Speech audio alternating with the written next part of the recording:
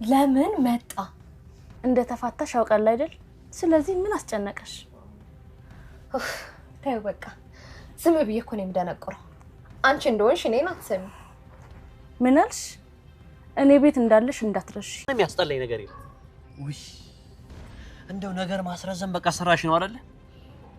ይኸውልሽ በደንብ ስሚ፣ የሉላን ዱካ መከታተል ስራሽ አድርጊ። ነግሬሻለሁ። ታዲያ ምን ችግር አለው? ሲመጣ ተዋውቀዋለሁ።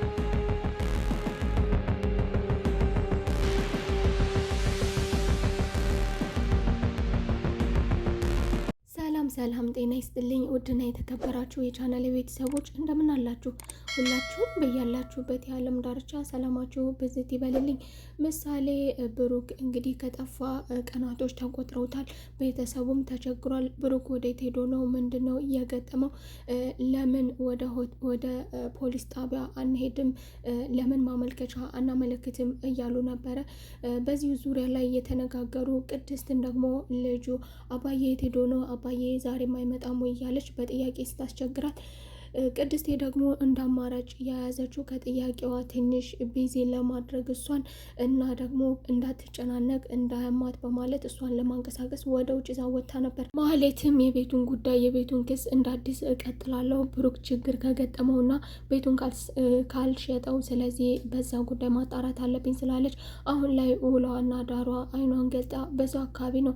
በዚያው አካባቢ በነበረችበት ጊዜ ደግሞ ምሳሌና ቅድስት በአካባቢው ሲያልፉ ትመለከትና ለዝና ያውለና እኔን አጨቅጭቅ ሚስትህን እንዲያውም እነሱን በማገት እነሱን በመያዝ ሚስትህን መቀበል ትችላለህ በማለት አመልክተው ነበር። እሱም እነሱን አግታለሁ ብሎ ሙከራ አድርጎ ነበር።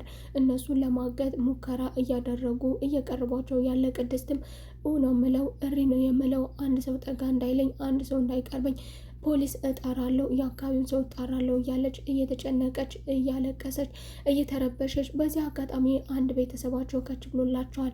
ዝናና ማህሌትም ይህንን የተመለከቱት ደግሞ ማነው ይሄ ሰውዬ? ምን ሊያደርግ መጣ ወደዚህ አካባቢ?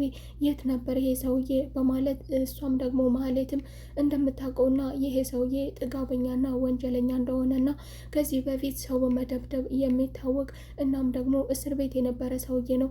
እናም አሁኑኑ ከዚህ መጥፋት አለብን በማለት ማህሌት ዝናን ይዘው በሩጫ ወደ ኋላ ተመልሳለች። ቅድስቴና ምሳሌም ደግሞ በዚህ አጋጣሚ እሱ ስለደረሰላቸው ተርፈዋል ማለት ነው። ይሄ ሰውዬ ደርሶ ባያድናቸው ኖሮ ዝናና ማህሌት እነሱን ለማገት እቅድ አውጥተው ነበር። ዝና ቆይ ይሄ ሰውዬ ማን ነው ለመሆኑ? ለምንድን ነው በዚህ ሰዓት እዚህ አካባቢ መጣው? ለምን ተገኘ? ማን ነው ሲልም ዝና ፍርሃት በሚታይበት መልኩ ሸሽቷል። እሷም ደግሞ ይሄ ሰውዬ መድበል ይባላል። ይሄ ሰውዬ የብሩክ ወንድም ነው። በጣም ተደባዳቢና የጠገበ ሰውዬ ነው። እስር ቤት ነበር። አሁን ምናልባትም ተፈቶ ሊሆን ይችላል። እሱም ደግሞ ከየት መጣ? በዚህ ሰዓት እንዴት መጣ? እንዴት እኔ አላውቀውም። እርግጠኛ ነሽ ወይ የብሩክ ወንድም ነው ወይ ይላል። እሷም ደግሞ ጓደኞቼ ናቸው አውቃቸዋለሁ ስትላል ነበር።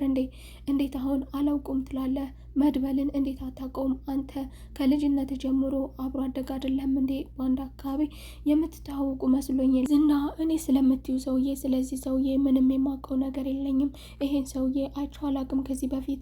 እኔ ብሩክን የማውቀው በሞገስ ነው። እኔ የማውቀው ሞገስን ነው። ብሩክን ደግሞ የማውቀው በሞገስ እንጂ አብሮ አደግም አይደለንም። እኔ የትም አካባቢ ስለነሱ ስለ ቤተሰብ የሚሆን ስለምናቸው እኔ የማውቀው ነገር የለኝም። አሁን ለማንኛውም ማጣራት አለብን፣ በደንብ መከታተል አለብን።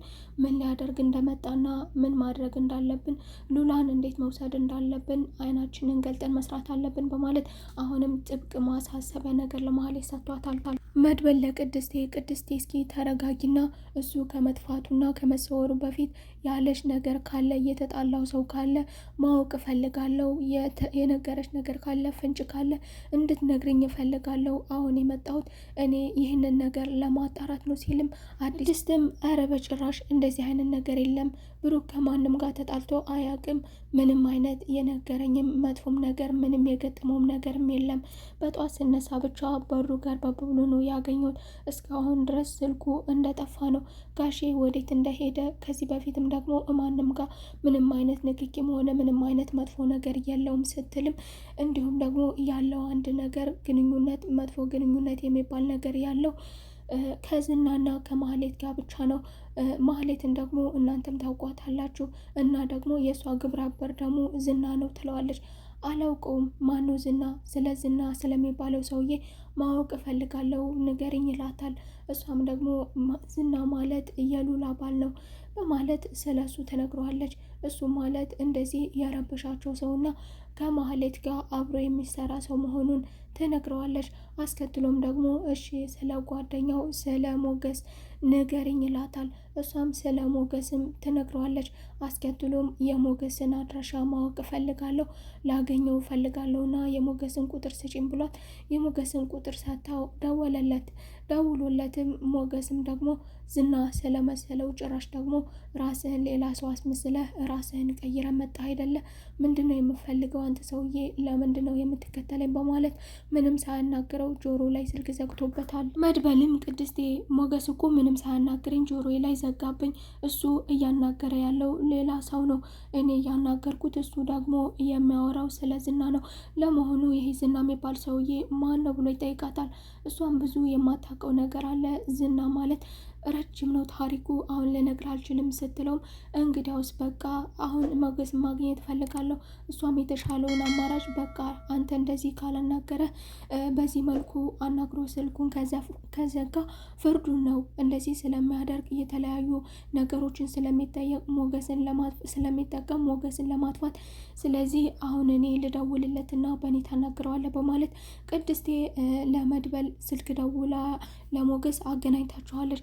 እሱም ደግሞ እሱም ማግኘት እንደሚፈልግና ሊረዳቸውም እንደሚፈልግ በዚህ ዙሪያ ላይ በብሩክ ዙሪያ ላይ ተገናኝተው ማውራት እንደሚፈልግ ይነግረውና ይቀጥረዋል። ከቻልክ ብትመጣ ሲለው አይ ችግር የለውም እኔ ወዳለህበት ወደ አንተ እመጣለሁ በማለት ይቀጣጠራል። ማህሌት ዝናን ለማጥመድ የሮጠችበት መንገድ ተሳክቶላታል።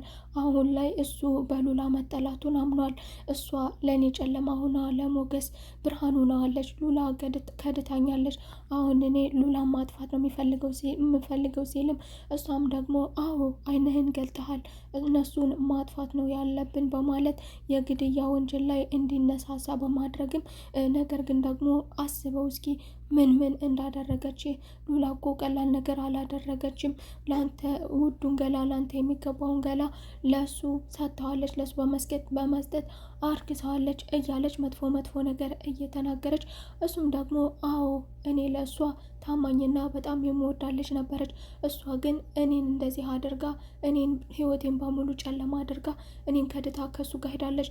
ሉላ በሰላም ወደ እኔ የምትመለስ ከሆነ ትመለሳለች። ብትመለስም ደግሞ የባሪያ ኑሮ እንደሚያኖራትና ቀን እሱን እየተንከባከበች እንደ ባሪያ ማታ ደግሞ የውሻ ምግብ እንደሚወረውርላት አስሮ እንደሚያሰቃያት ወደፊት ጨለማ እንደሚያደርገው ህይወቷን እየተናገረ የእሱ ካልሆነች ደግሞ ከማንም ጋር እንድትኖር እንደማይፈቅድላትና አብሮ ከሞገስ ጋር እንደሚያጠፋት ለማህሌትም አብረን እንሰራለን ሁለታቸውንም እናጠፋለን ሲሉ እንደ አዲስ ደግሞ እቅድ ያወጣሉ። ያለፈው እቅዳቸው ስላልተሳካላቸው አሁን ደግሞ መሳሳት የለብንም ሁለታቸውንም ማጥፋት አለብን በማለት ከማህሌት ጋር እንደ አዲስ ይመሳጠራሉ። መድበል የሞገስን አድራሻ ከተቀበለ በኋላ በቃ እኔ ወዳለበት ቦታ እመጣለሁ በማለት ሞገስ ወደሚገኝበት አድራሻ ሩቅም ቢሆን ሄዷል። በዛው አካባቢም እንደደረሱ ከሞገስ ጋር ከተገናኙ በኋላ አሁን እጄ ላይ ብር ስለሌለኝ አሁን ባይሆን እኔ አስገባልሃለሁ መሳብ የምችል ከሆነ ሳብ በማለት ገንዘብ በዚህ መልኩ ኦፈር ያደርግለታል። ሞገስም እሺ በቃ ባይሆን እኔ አይደለም ነገር ግን የጓደኛዬ የሉላ አካውንት አለ በዛ መሳብ እንችላለን በማለት የሉላን አካውንት ይጠቀሙበት። ወዲያው ደቂቃዎች ሳይቆይ የዝና ስልክ ጠራ። ለዝና የተደወለለት ከባንክ ቤት ሰራተኛው ዘመዱ ነበር። ያ ሰውዬ የውልህ ወዳጄ ከዚህ በፊት የጠየከኝን ነገር በጠየከኝ መሰረት አሁን ደግሞ ከባንክ ቤት በዚህ አካባቢ በዚህ ሰዓት ገንዘብ ስበዋን በማለት የተጠቀሙበትን የባንክ ቅርንጫፍ የት አካባቢ እንደሆነ በመጠቆም ዝናን ወደዛ አካባቢ ልኮታል። ይሄ ሰውዬ እንደዚህ አይነት ትልቅ ስራ ላይ የሚሰሩ ትልቅ ድርጅት ላይ የሚሰሩ የሰውን ሕይወት አደጋ ላይ የሚጥሉ ሰዎች በጣም አስቸጋሪ ሰዎች ናቸው። ይሄ ሰውዬ ያደረገው ነገር ቀላል ነገር አይደለም። ሞገስና ሉላ ምን አይነት ህይወት እያሳለፉ እንደሆነ አያቅም። እሱ ዘመዱንም ሆነ ጓደኛውን ጠቀምኩንም ከሳቡ በኋላ ወደ ካፌ ተቀምጠው ከመነጋገርና ከመጫወት ይልቅ መድበል የመንገድ ዳርቻ ንጹህ አየር የሚገኝበት አካባቢ በቃ በዚህ ወቅት ካደረግን ይበቃል፣ እዚህ ጋር አረፍ እንበል ብለው አረፍ እንዳሉም እሱም ዝና ማን እንደሆነና ስለ ዝና ማወቅ እንደሚፈልግ ምንድነው የገጠማችሁ ችግር? ምክንያቱም ወንድሜ ምናልባት በሱ ምክንያት ከሆነ ችግር ውስጥ የገባው በማለት ሞገስን ይጠይቀዋል።